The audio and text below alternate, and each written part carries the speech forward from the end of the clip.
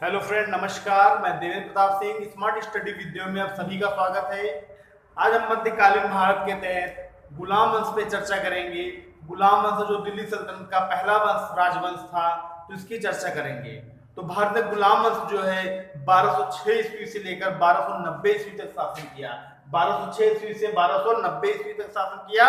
लगभग 84 वर्ष तक भारत पर दिल्ली सल्तनत पे गुलाम वंश का राजवंश, गुलाम वंश का शासन था। ठीक। गुलाम वंश की बात करें तो दिल्ली सल्तनत 320 वर्षों तक थी, जिसमें 84 वर्षों का शासन गुलाम वंश का था, क्योंकि दिल्ली सल्तनत का पहला वंश था।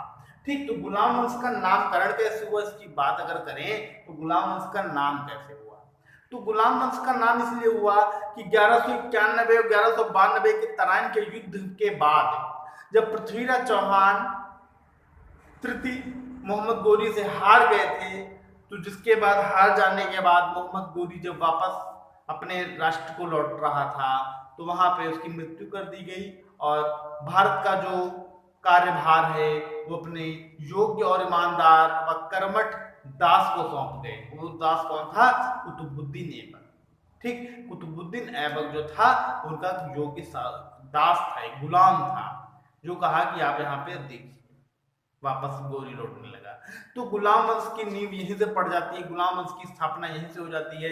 तो और उसके अलावा कुछ इतिहासकारों ने कहा कि गुलाम वंश में 3 राजवंशों ने शासन किया।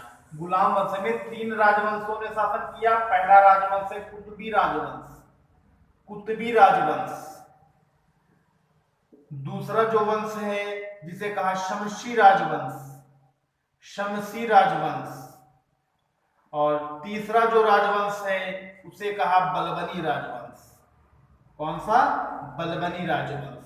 तो 3 राजवंश थे, जिनमें कुतुबी राजवंश, शमसी राजवंश और बलबनी राजवंश। ये तीनों किसके अंतर्गत थे?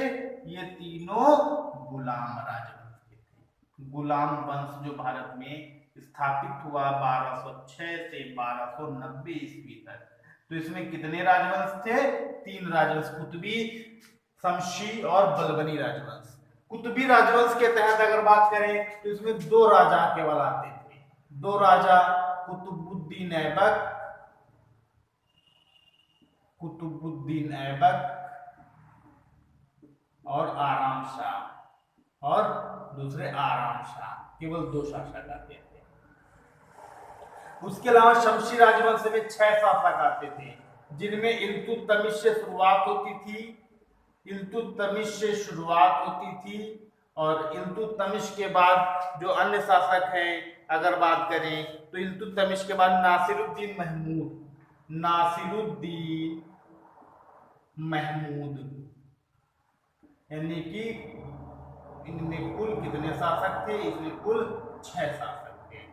ठीक है, कितने थे? 6 शासक। 1 2 3 4 5 6, 6 शासक थे शमशी राजवंश के, जो गुलाम वंश के तहत थे।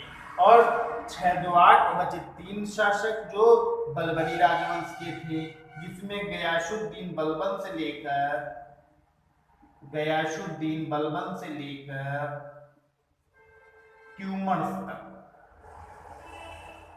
ये 3 राजवंश, 3 राजवंश थे जो गुलाम वंश के तहत शासन किए, जिनमें कुतुबी, शमशी और बलबनी थे। ठीक। तो ये 3 राजवंशों को हम अलग अलग डिफाइन कर दे, इनमें कौन कौन से राजा थे। पिछले वीडियो में मैंने चार्ट बनाया था, उस चार्ट की हेल्प लेके आप अच्छे तौर समझ जाएंगे कि किस राजवंश में कौन कौन आते थे। गुलाम वंश के तहत 3 राजवंश आते थे। पेपर में कई बार पूछा जा चुका कि गुलाम वंश में शमशी राजवंश किससे शुरुआत हुई, तो इल्तुतमिश से शुरुआत हुई। ठीक। उसके अलावा गुलाम वंश इसे इसलिए कहा जाता है क्योंकि इसका जो पहला शासक था कुतुबुद्दीन ऐबक था, और कुतुबुद्दीन ऐबक किसका दास था, यानी किसका गुलाम था? तो मोहम्मद गोरी का था। तो इसीलिए इसे गुलाम वंश कहा गया।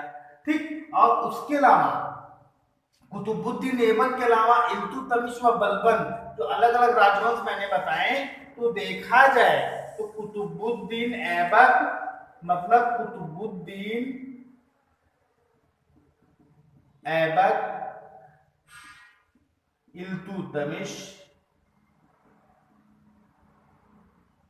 और बलबन, तीनों ये मैंने अलग अलग राजवंश के बताए, तीनों देखा जाए तो है गुलाम ही, बस क्या है, इनके साथ इस शब्द का लगाव है, ऐड है, इन लोगों के साथ जुड़ाव नहीं है, इसलिए इनको बहुत लोग मामलुक कहते हैं।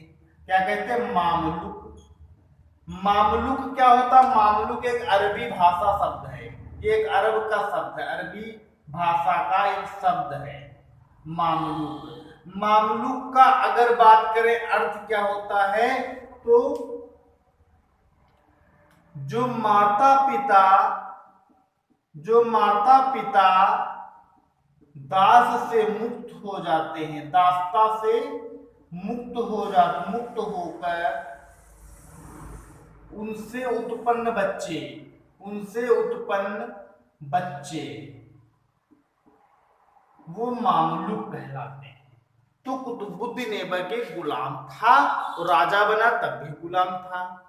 1206 उसके अलावा उसके बाद जितने बने थे गुलाम है उसके, लेकिन उन्हें मामलुक कहा गया। कुछ इतिहासकारों ने उन्हें मामलुक शब्द से जोड़ा। ठीक, अब बात करें तो गुलाम जो थे कुतुबुद्दीन ऐबक 1206 ईस्वी में शासन किए, 1206 ईस्वी में गद्दी पर बैठे कुतुबुद्दीन ऐबक। तो 1208 ईस्वी में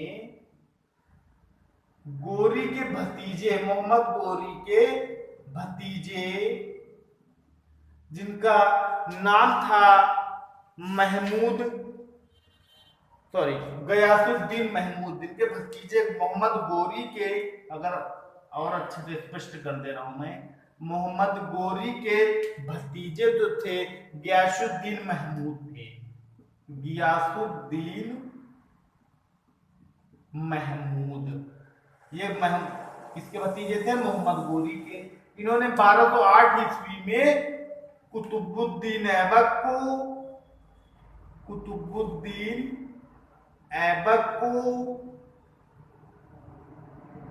दास्ता से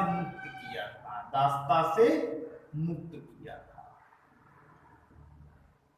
उसके बाद ये सुल्तान की उपाधि ले ली और एक शासक बन गए, एक राजा बन गए।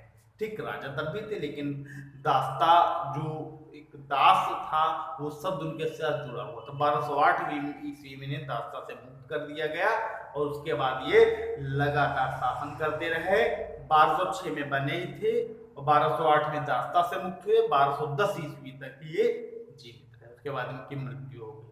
ठीक, उसके अलावा ये सब बातें कुतुबुद्दीन ऐबक जब स्पेशली पढ़ाएंगे तो उसमें मैं बताऊंगा।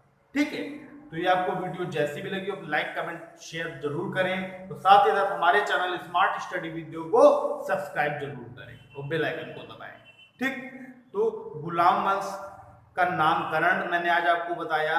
अब इसके बाद जितने राजा आएंगे गुलाम वंश के तहत 11 शासक आएंगे, अब उन पे चर्चा चलेगी, उन पे बात चलेगी।